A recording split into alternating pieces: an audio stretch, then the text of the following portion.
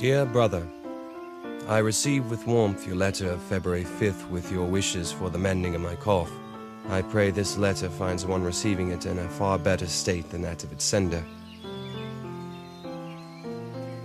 Sadly, my recovery is gravely lacking. An elusive spirit it seems I can but long for. For this reason, I write you, my beloved brother whom I trust most dearly. The doctors in England advise that the island of Barbados offers promise and has exemplary physicians, and urge me to make the journey. I will be eternally grateful, dear sir, if you will accompany me to the island. Your affectionate brother, Lawrence Washington.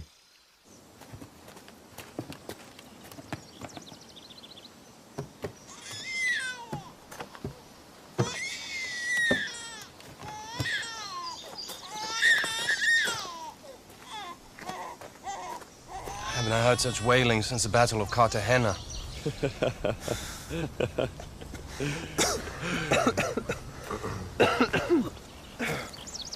Take care of him, George. I fear he weakens every day. Such worries of your husband are unwarranted. Lord Fairfax swears a salubrious cure hangs on the island's very breezes. Godspeed, then. Godspeed.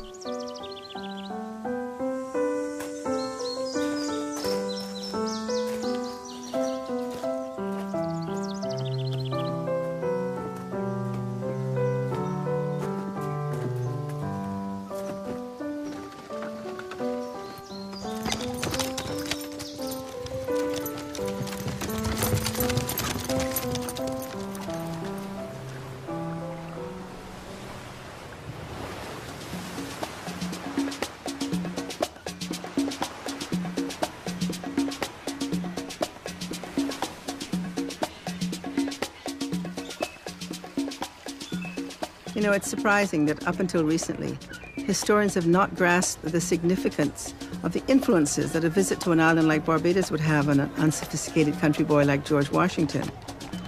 The first historian to really pay attention to this period of his life is the American historian Jack Warren. I'm a scholar, actually, of Washington's later life, Washington's presidency, but I wanted to understand what Washington had been through as a young man, what his formative experiences were that had shaped the man that he became. We like to say here that the world opened up like an oyster for George Washington here. He not only slept here, he woke up here. Before George Washington came to Barbados, he was a civilian, embarking on a career as a land surveyor. As a member of Lord Thomas Fairfax's team of land surveyors, he'd scouted property for the prominent Virginian, rode the length of the Shenandoah Valley, trekked for weeks down the wilderness of pathless woods, and slept under the night sky. He had accumulated acres of land, some status in the eyes of his immediate circle, and sensed something lacking in his life.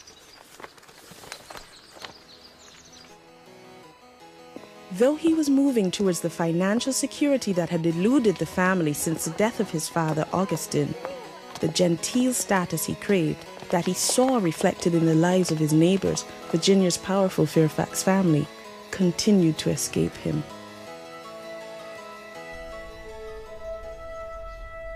George's half-brother Lawrence was the second son of Augustine Washington's first wife.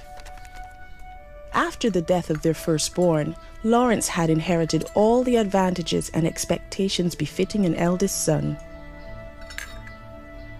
Augustine sent Lawrence to a British boarding school where he studied the classics with the aristocratic families of Leicestershire and neighbouring counties.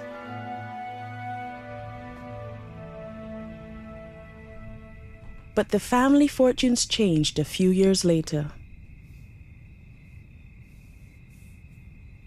With the sudden death of Augustine when George was 11, similar plans for George's schooling faded away. At the time Washington would have been sent to school in England, Augustine had already been dead for some years. There was very little money in the family to support his tuition abroad. There are many legends about his schooling in Fredericksburg and by a convict tutor, but in fact, we know virtually nothing about his early education. What we do know is Washington worked hard to compensate for the gaps in his education. At 12, he copied out by hand the rules of civility and decent behavior in company and in conversation, a book of 110 maxims designed to impart good manners in men of good breeding. Rule 105. Be not angry at table whatever happens, and if you have reason to be so, show it not, especially if there be strangers.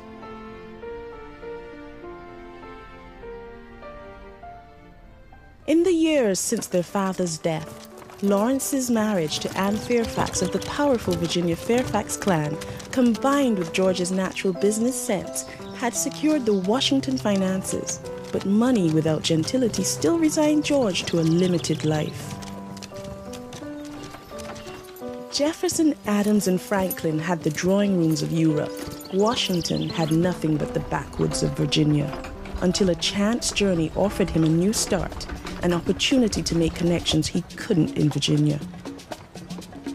In Barbados, his eminent host, Major Gedney Clark, an in-law of the Fairfax family, would ensure George had access to a level of colonial society unlike anything he had seen.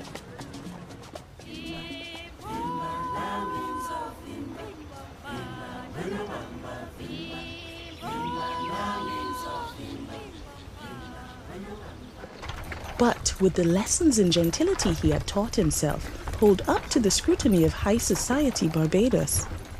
He would soon find out.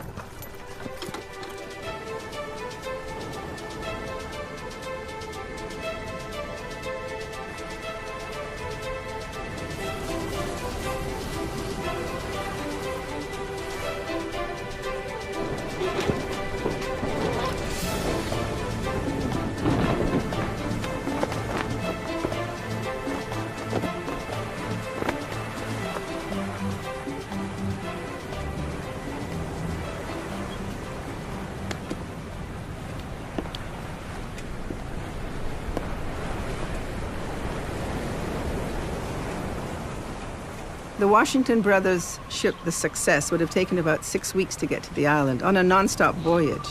But George was certainly absorbed by everything going on around him on that voyage. You know, even at 19, you can see the inquiring, intelligent mind of the man, because he decided to keep a ship's log that paralleled the captain's log, and he did so for the entire voyage. Remarks for Friday, 25th. Moderate but contrary winds south-southwest to south-southeast at 9 p.m. Saw many fish swimming about us, of which a dolphin we catched at noon. A constant succession of hard winds, squalls of rain, and calms was the remarkable attendance of this day.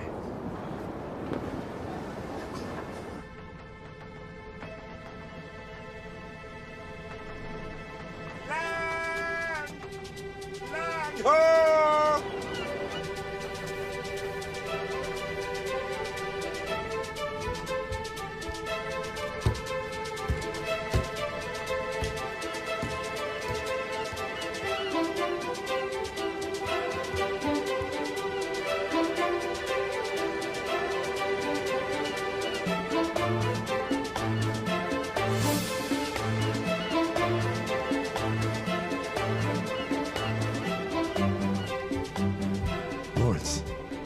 Lawrence. Bridgetown.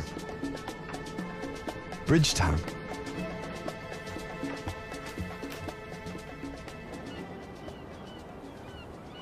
This is a cosmopolitan city, a city which is the center of trade, Atlantic trade, center of commerce for the Atlantic trade between England and the Caribbean.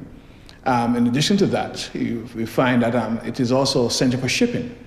You're talking about some days you might find as many as 300 ships in the Bridgetown Harbor.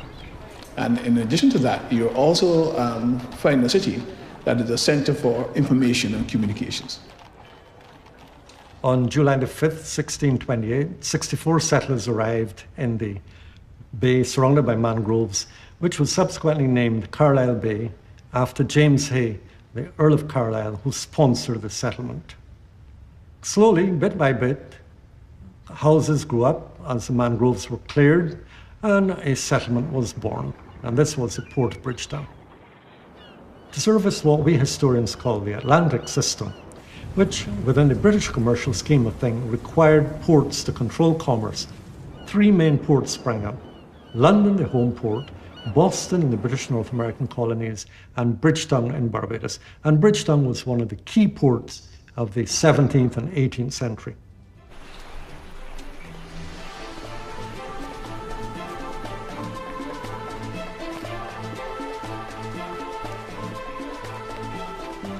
The first order of the day for the Washingtons in the big city was, unexpectedly, to find room and board. Mr. Washington, sirs, I have regrettable news. Captain Clark's household has been attacked violently by the smallpox. He's asked me to make alternate arrangements for your lodgings.